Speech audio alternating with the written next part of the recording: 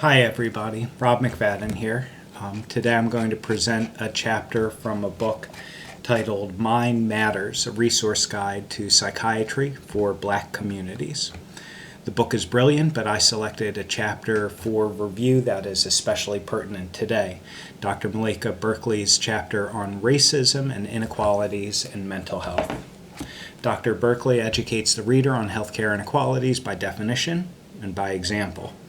Healthcare inequalities are differences in health and healthcare. Minorities, including African Americans, Hispanic Americans, American Indians, Asian Americans, and Native Hawaiians, have greater incidences of diabetes, cancer, heart disease, substance use, and infant deaths.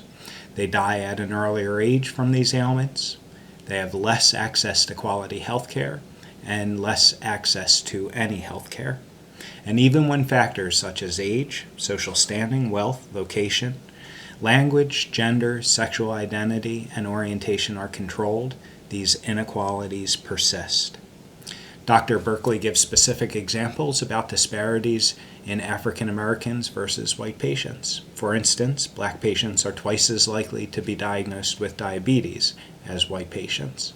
She goes on to talk specifically about inequalities in mental health care, including how African American patients are more likely to leave treatment after the first visit.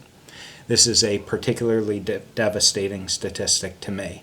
In my training as a psychiatrist, a central tenet was taught to me by every single supervisor that I had.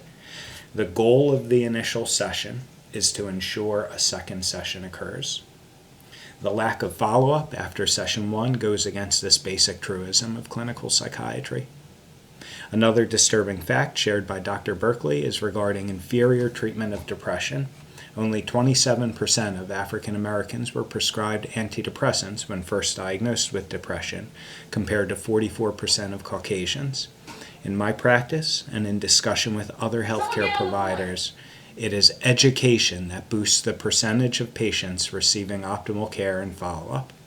While it is not stated by Dr. Berkeley, to me, this fact suggests inadequate time and education with African American patients. Dr. Berkeley addresses the helplessness that people experience when faced with these facts. She acknowledges that by reading the chapter or watching this video, you are doing something about it. Find out where you or your loved ones can go for help.